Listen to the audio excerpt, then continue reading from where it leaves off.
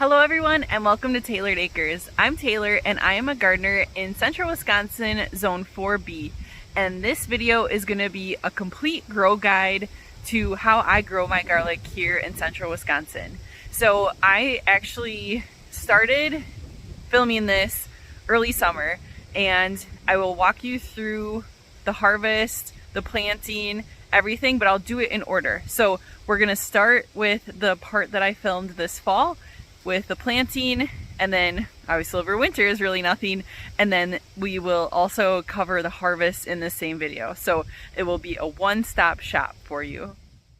I will stick some frequently asked questions at the end of this video, so make sure that you don't miss those.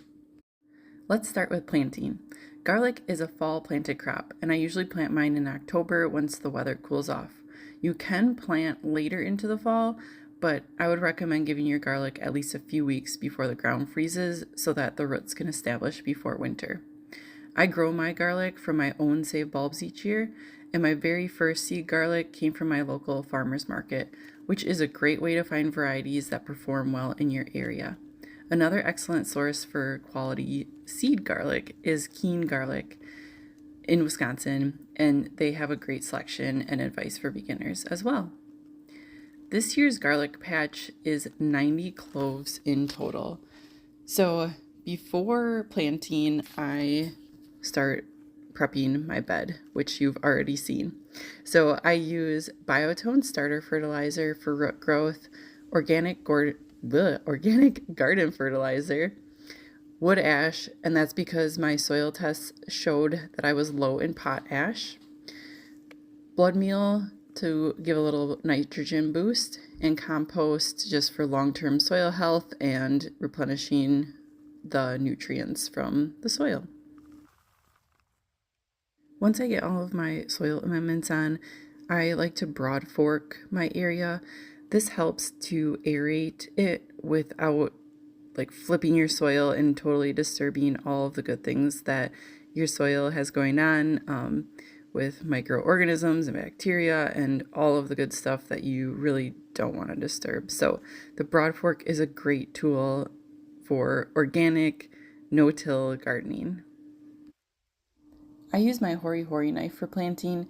It's one of my favorite garden tools, and it has measurements along it that make doing the spacing really easy. So each clove gets planted 4 inches deep and 6 inches apart, with the pointy end up and the root side down. So when I'm planting these, I like to dig the hole, measure, and I do a couple of rows so that I can see the spacing. And I did 5 across, and then I did 4 across in the gaps of where I started my first row. And I think this helps just give them a little bit more breathing room and airflow in here when you do the staggered spacing. I do that with everything that I plant, the staggered spacing. I used to put the soil amendments right into the hole with the garlic, and I think that is also a good way to do it, but it's much easier just to dump it all on top and it will end up mixed in and down to your roots over the year anyway. So I think either way is perfectly fine to do it. I was so impressed with some of my garlic size this last year, and I've had many big ones in the past too, but almost all of them, the 90 cloves that I planted this year, were absolutely gigantic. So that was very exciting, and the more that you grow your crop of garlic, the more it's going to be adapted to your conditions. So just the better it will get every year.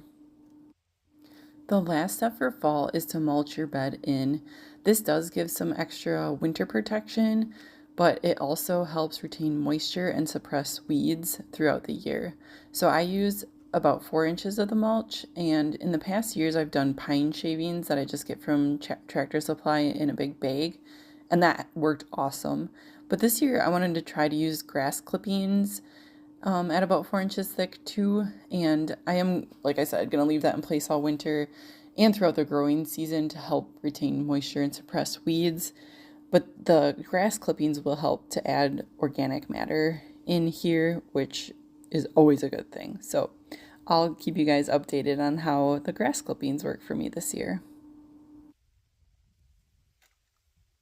During the winter, the garlic stays dormant under the mulch, Sometimes I get a bit of false sprouting where like you can see the green coming through, but it's totally fine and it doesn't hurt next year's bulbs. You just maybe planted a little early or the weather stayed warm longer than you expected, which seems to be the trend lately. So in early spring, the bright green sprouts will start popping through the mulch and it's off to the races. Garlic really appreciates consistent moisture, so I aim for about 1 inch of water per week, whether it's from rainfall or irrigation. During bulb formation, typically late spring to early summer, I make sure that the soil stays evenly moist, especially important then. Uneven watering can lead to smaller bulbs or split bulbs, so I also make sure that I water deeply once or twice a week, depending on the weather, so that the moisture reaches down to the root zone because they are so deep. In the early spring, I also will add a little bit more compost or a balanced organic fertilizer to give them just a little bit of boost. It is also important to keep your garlic weeded, which I did not do a great job of this year, but it is something that, if they have to compete for nutrients and water, they're just not going to get as big. I grow hardneck garlic here in Wisconsin, so if you start to see the garlic scapes, it's usually around mid-June. The scapes are the curly flower stalks that grow from the center of the plant. They are gorgeous, but if you leave them on, they'll draw energy away from the bulb development. So I like to cut the scapes once they make a full curl before they start to straighten out. Usually I'll miss a couple and then those bulbs just like do not develop and split and they're not nice. So it's very important to get that part right. And they're also delicious for making pesto or stir fries or just grilling them up. Delicious. I usually just freeze them in my freezer for use later. So once you cut the scapes, it's usually about 3 to 4 weeks until the bulbs are ready for harvest. When it's time to harvest my garlic, I go by the leaves. So once about 4 of the bottom leaves have turned brown, the tops of the leaves are still green. That's the perfect stage. A lot of people do like half the stalk is dead, but it kind of gets hard to tell at some point because once they dry up, they totally like shrivel up, as you can see here. So try to keep a good tab on that because you don't want to wait too long. They start to split and rot, and there can be lots of problems if you wait too long to harvest. So for me, that's usually around mid-July, and I have such loose soil now that I just pull mine right out and I don't have issues with that. You may need to like use a gardening fork or your hori-hori knife to loosen the soil before you lift the bulbs. You don't want to be ripping and tearing them. Here is an example of a garlic scape that I missed. You can see it pointing out the top there. And this one did get a decent size still, but that's usually not the case if you leave those garlic scapes on. After harvesting, I brush off my big clumps of any soil, and then I cure my bulbs in a room upstairs that has a fan on and is warm and very good airflow so that they cure in about 2 to 3 weeks. After they are done curing, I snip off the roots and leave about 1 inch of the stalk on for storage, and they will last a year. They last such a long time. So don't worry about them rotting, but keep checking on them. I also really like to dice and freeze them. I just use my food processor to dice them up and freeze them in ice cube trays for storage. After the garlic comes out, I like to plant bush beans. They're super fast growers. They help keep the soil covered, and they also fix nitrogen to enrich the bed before next year's garlic crop. So I just cut the plants off when I'm ready to plant my garlic, leave the soil or the roots in the soil, and they decompose naturally and feed the soil structure. Now let's jump into some frequently asked questions. So the first question is, when should you plant your garlic? I would recommend 2 to 4 weeks before your ground starts to freeze. That will give time for the roots to develop and to let the spring growth happen right away as soon as it's warm enough for the garlic to start growing in the spring.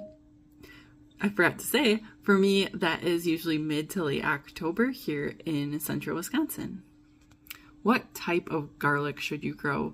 I grow hardneck garlic here in Wisconsin. It is best suited for our conditions, and you get those delicious scapes from those plants. Softneck garlic does not produce scapes. How much water does garlic need? It needs about 1 inch per week to make nice big bulbs. What do the scapes mean? The scapes are the flowering part of the garlic. If you let them go, they would actually make little bulbets that you could plant and then grow into garlic in a few years. But it is best just to cut them off because you get many cloves of garlic from your plants already, and to focus that energy into bigger cloves for you. It also helps you determine that in like 3 to 4 weeks, your garlic will be ready for harvest. Can you grow garlic from the grocery store? Yes, you definitely can. I would recommend getting organic because it won't have the chemicals on it that inhibit growth. So you'll get a much better crop out of it if you get organic, but that is a totally fine way to grow your garlic. Should you peel your garlic cloves before planting? No, just split them off of the bulb and plant them directly like that. That is a protection layer for them, that paper that's on it, so just leave it on. What type of soil does garlic like best?